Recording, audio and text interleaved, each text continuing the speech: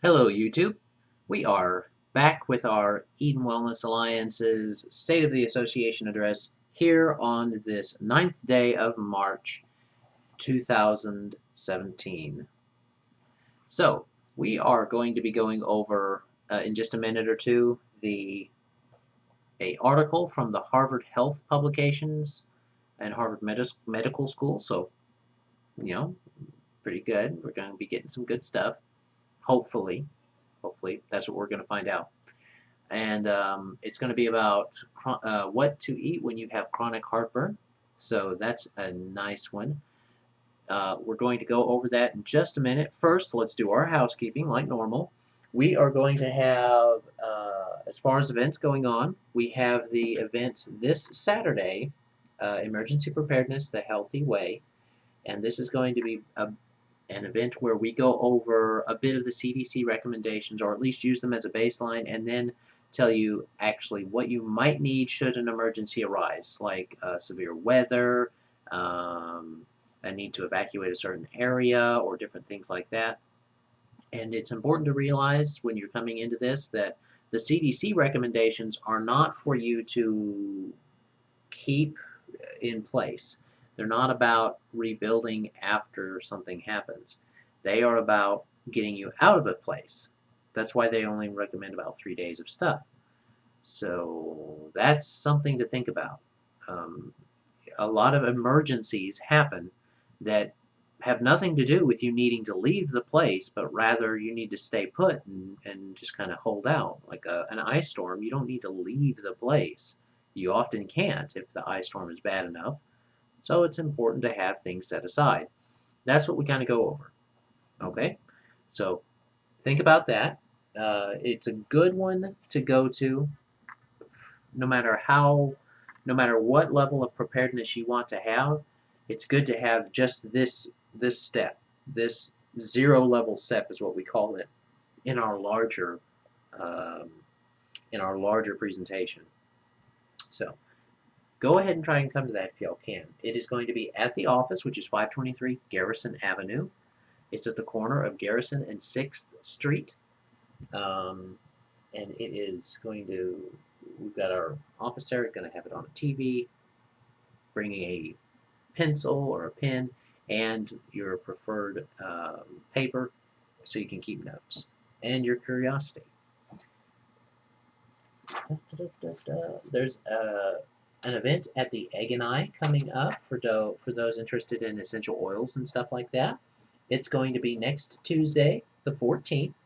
So Tuesday the 14th from 10:30, 11, right up to uh, 2 o'clock is when we kind of close it out. We start ending around 1:30, but 2 o'clock is when everybody's already is gone. So that's a good one to come to if you want information about essential oils and different things like that. Great one to come and get questions and answers for. Especially, we try to be there. The Eden Wellness tries to be there almost every time, and we like fielding those questions and talking with people about different things, and um, we enjoy that. So don't feel bad about coming and seeing it. Let me see.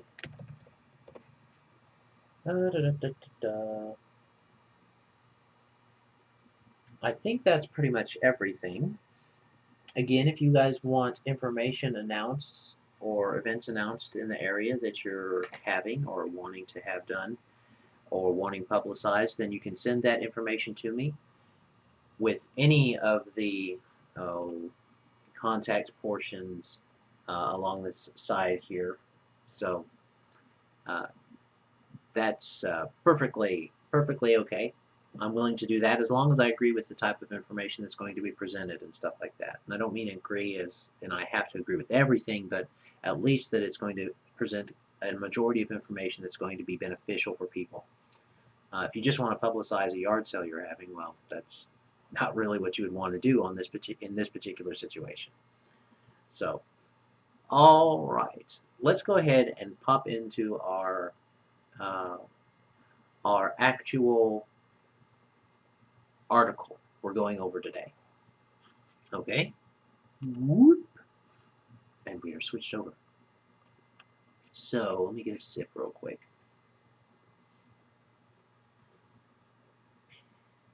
All right. So we are going over an article from, like we said, the Harvard Health Publications. It is based on the Harvard Medical School, and we're talking about what to eat when you have chronic heartburn. And they do the basic it's not a no-brainer, but it is a more obvious thing to recommend is to avoid spicy foods.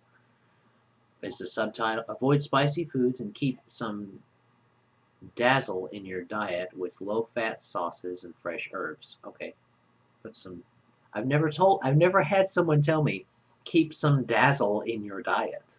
Uh, but that's funny. I might play with that too. So. Okay, so the fiery feeling of heartburn is the last way you want to remember a great meal.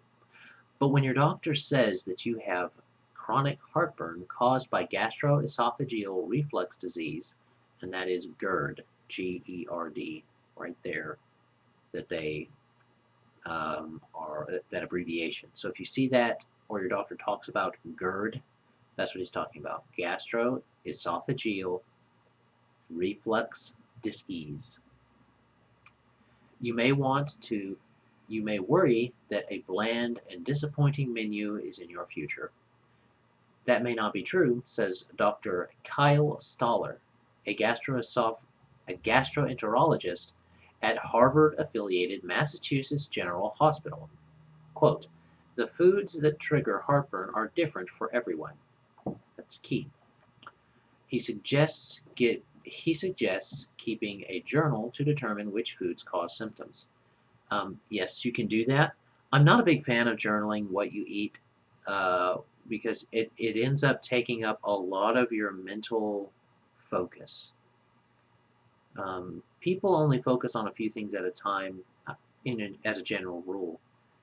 And food really doesn't need to be, the types of food you get shouldn't be a whole lot of your thought process in the sense that as long as you're eating something that's fairly healthy, you should be okay. We're talking specifically about GERD right now, or gastroesophageal reflux disease. So that continuous or chronic heartburn that you're feeling, you having a journal to just kind of pick up on what's causing it for you is okay.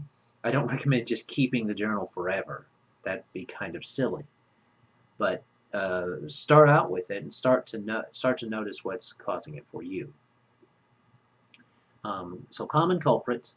Some foods and ingredients may intensify heartburn, such as spicy foods, citrus, tomato sauces, and vinegar. Fatty and fried foods linger longer in the stomach. That may increase stomach pressure and force open the muscles that keep stomach acid out of the esophagus. Other common heartburn triggers include chocolate, caffeine, onions, peppermint, carbonated drinks, and alcohol. Now these are general rules, and like you said, everybody's going to be a bit different. Some people might not be bothered by the spicy foods, but the coffee or other things might do it. So uh, you do need to experiment a bit with yourself and figure out which might be the cause for you.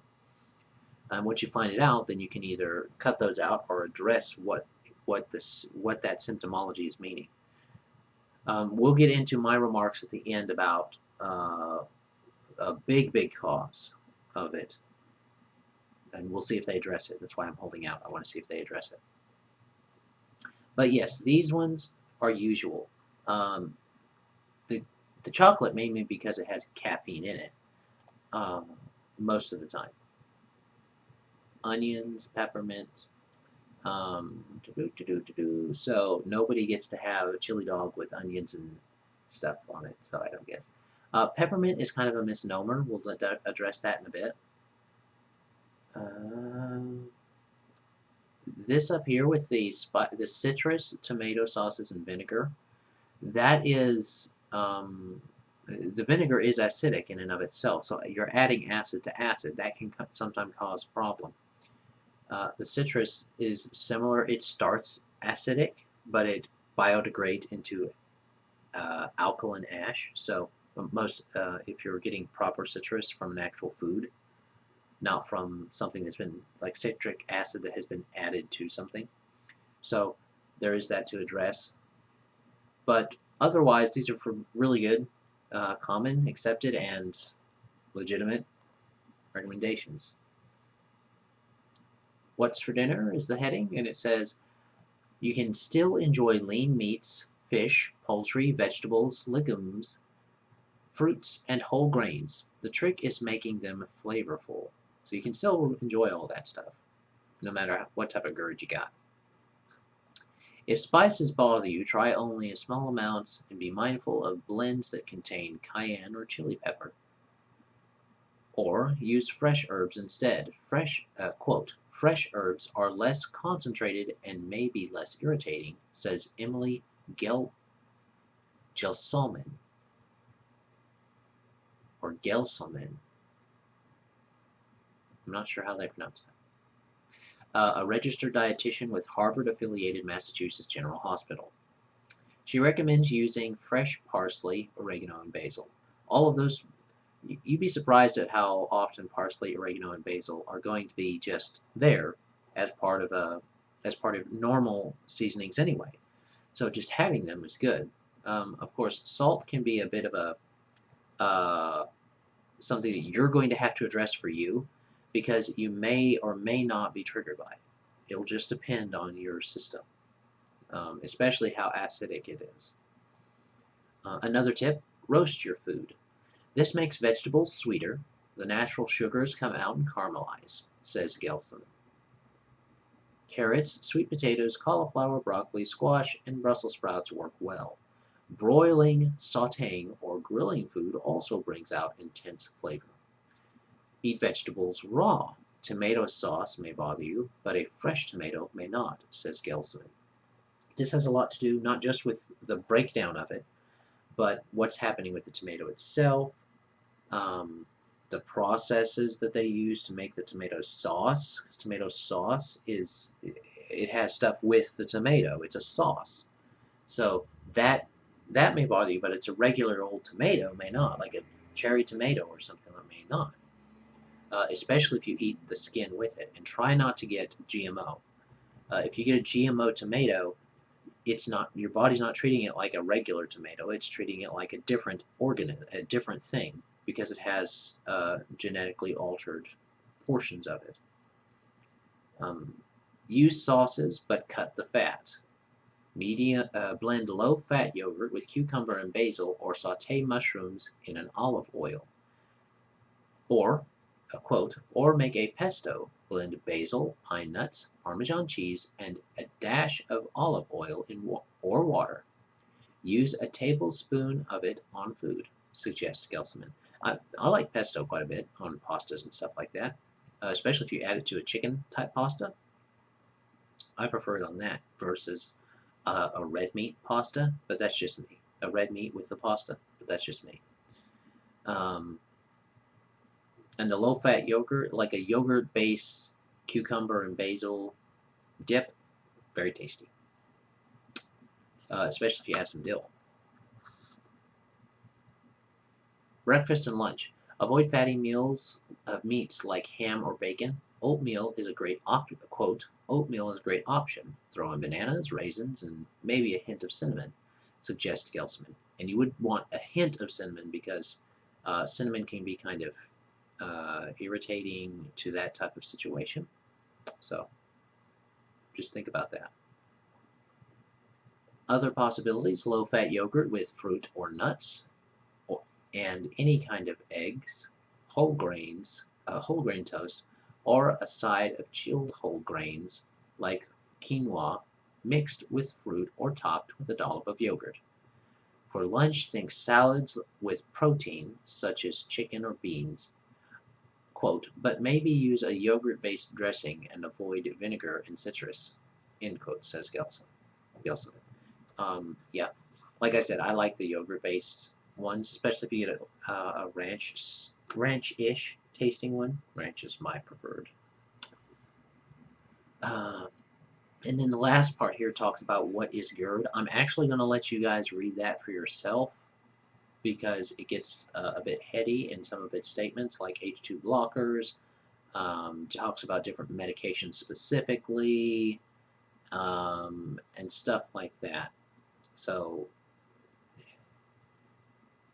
there's definitely something to think about with that, and it's extra study for you so that you can have something to do after you get off of the broadcast.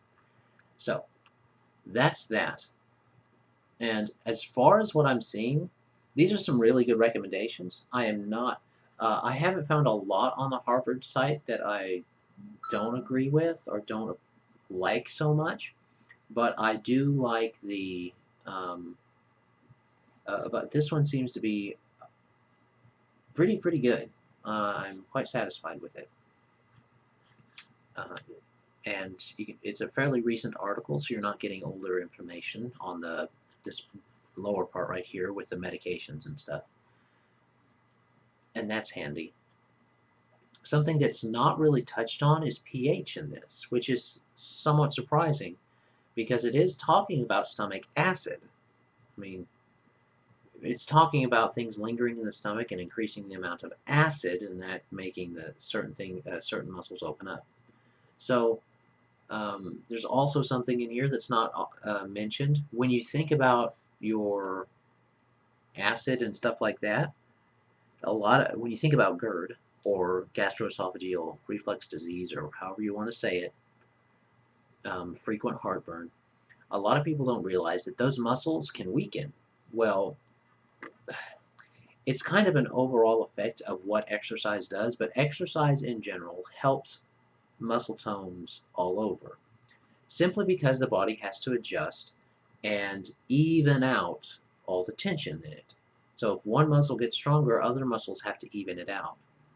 And as long as you're not over focusing or doing too much with one thing or the other on your muscles, then usually your body, all of its muscles, start to become a bit better, start to become a bit more toned, simply because, and simply because we have that extra tension that needs balanced in the system, that extra amount of muscle tone that needs balanced throughout the system.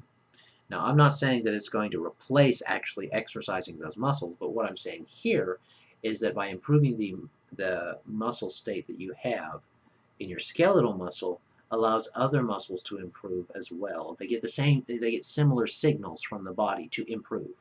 So simply exercising a bit, and like I've said before, and I will say it again, even if all you do is walk at least 2 or 3 times a week, preferably once a day.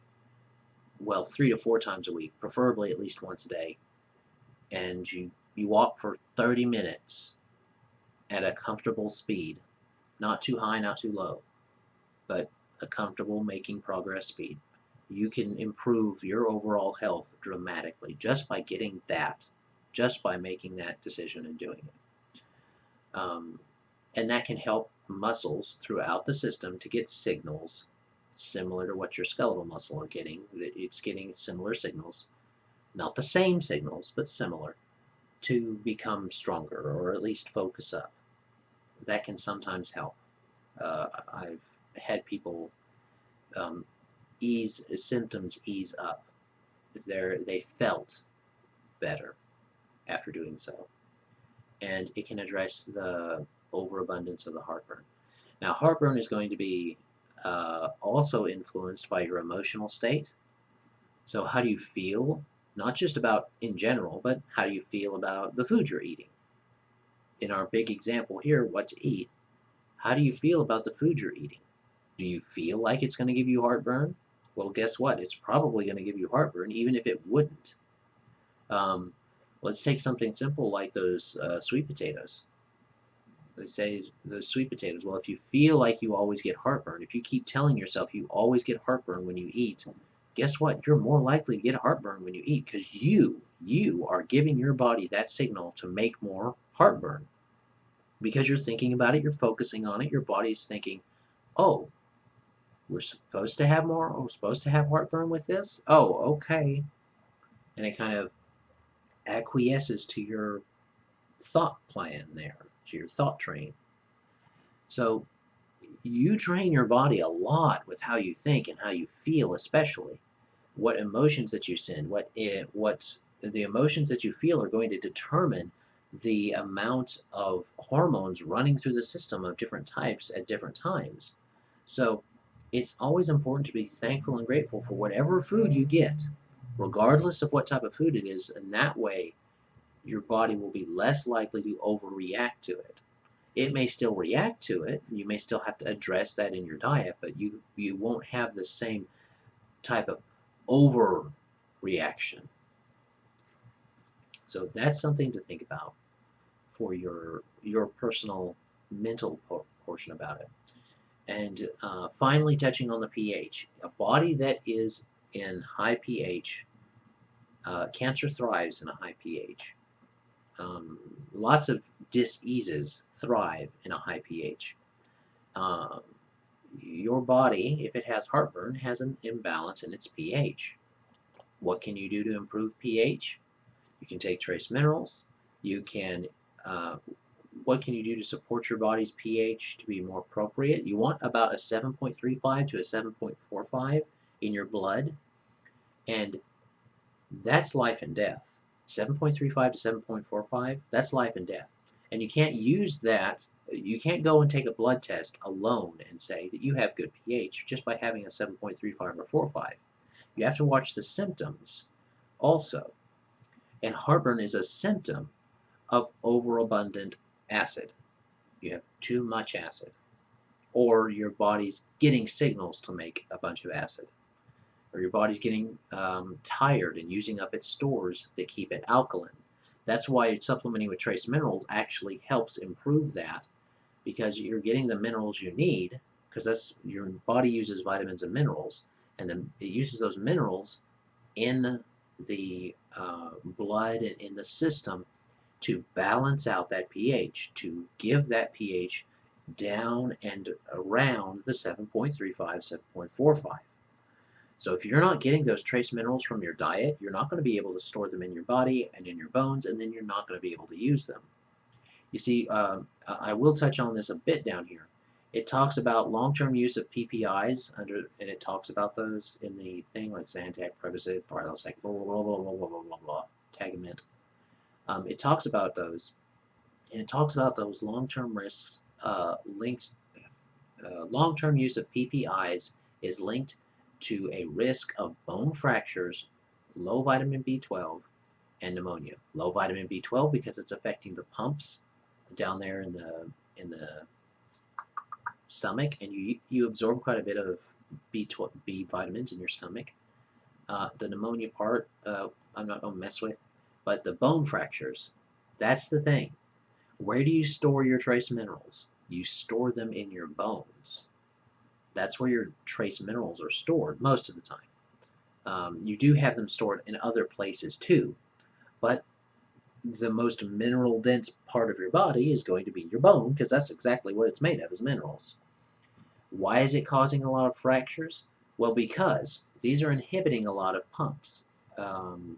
And acid pills and liquids uh, are also big problematic pieces with this, because those are practically just calcium.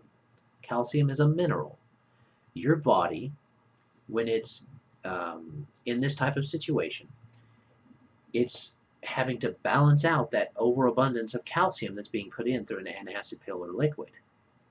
When the PPIs do it, you don't absorb those.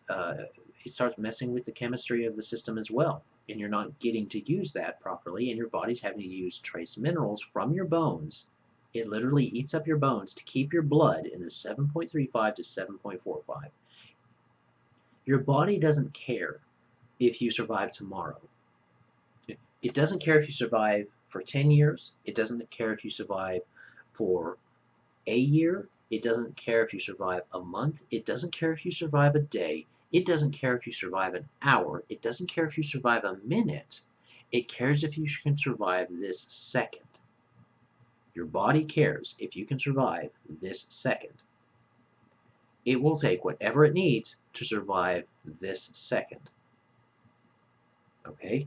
Your body does not plan long term. Your body just reacts to what it's told to do. It's programmed to keep the blood 7.35 to 7.45. Regardless of where those trace minerals come from or where it gets the information, the nutrients from, it's going to take it. That's why the bone fractures are such a big thing for people that have high acid problems, like GERD. They're having to use those stores of minerals their body uses it to try and balance out and keep the system balanced. So what can you do about that? Fruits and vegetables mainly, supplementing, because you're not going to even super awesome trace minerals. Even super awesome foods can sometimes leave you wanting in some trace minerals, like even organics. So you want to make sure that those trace minerals from those vitamins are getting from those vegetables are getting in there, as well as the supplementation through a trace mineral supplement of some kind.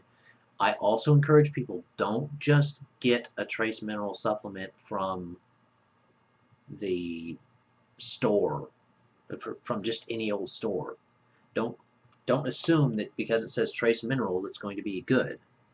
Trace minerals can come from several different sources, and if you're getting lab harvested trace minerals, they're not going to be balanced with each other. You want to try and get something like the ones that we use here are from an ancient plant source. They're from fossilized plants. So these plants have already balanced out all these minerals into their when they were living, and then they became fossilized. So these are what survived. These minerals are what survived, and as they get harvested and stuff like that, they are able to be used by the system. That's a big boost to its effectiveness. If you try to just pump in calcium, because if all you're trying to do is pump in calcium to balance it out, well, okay, that's definitely an alkalizer. Calcium is an alkalizer, and you put it in your gut, dump it into your stomach. But guess what? That doesn't change the fact that you need other things to go along with that calcium. You need magnesium. You need phosphorus. You need lots of these other minerals, including the trace ones that you don't get supplemented from. You don't get in a lot of things to be effective and not cause your bones to be like, okay, well, they gave me lots of calcium, but they didn't give me anything to go with it. I guess I'll just have to steal from the bones. So you still run into that problem, even if it's made up of calcium. You can't just dump calcium. You got to put magnesium, phosphorus, all those different type of things with it to make it effective for your system. So you definitely want to look at that. It's something that's going to be very beneficial for a person that's wanting to address and improve and support their body's system with minerals, with pH. Because if you adjust your pH, this type of problem goes away by itself. This is a symptom. This, and this is where I don't like the word disease. This dis-ease is just a symptom of another problem, but we've given it the name disease. I'm not a fan of that. I'm not a fan of making a symptom a disease, because it's not. But anyway, that's just me being nitpicky. I hope that this has been an excellent video for everyone. We've been going for about almost 30 minutes. So hopefully you've enjoyed it. Hopefully you've gotten some information that you needed. Be sure to attend the different events if you want to. And we will see you then. Just to recap, the one on this Saturday is from 10 to from we're going to start around 10:30 at the office for the emergency preparedness one. It's 523 Garrison Avenue. It's going to go to about 11:30 or noon, depending on how many questions we have. So about an hour, hour and a half. That's going to be at the office on Saturday. And then the one on Tuesday is going to be at the Egg and I. It is an essential oil event for people that want information about that, from about 10:30, 11, up to 1:30 or 2, depending on how many questions again. Anyway, I have appreciated your attention. Hopefully, everyone has had a wonderful time listening, or at least can say, well, I agree or I don't agree. But regardless, I encourage you to have a great day. God bless and enjoy. Bye.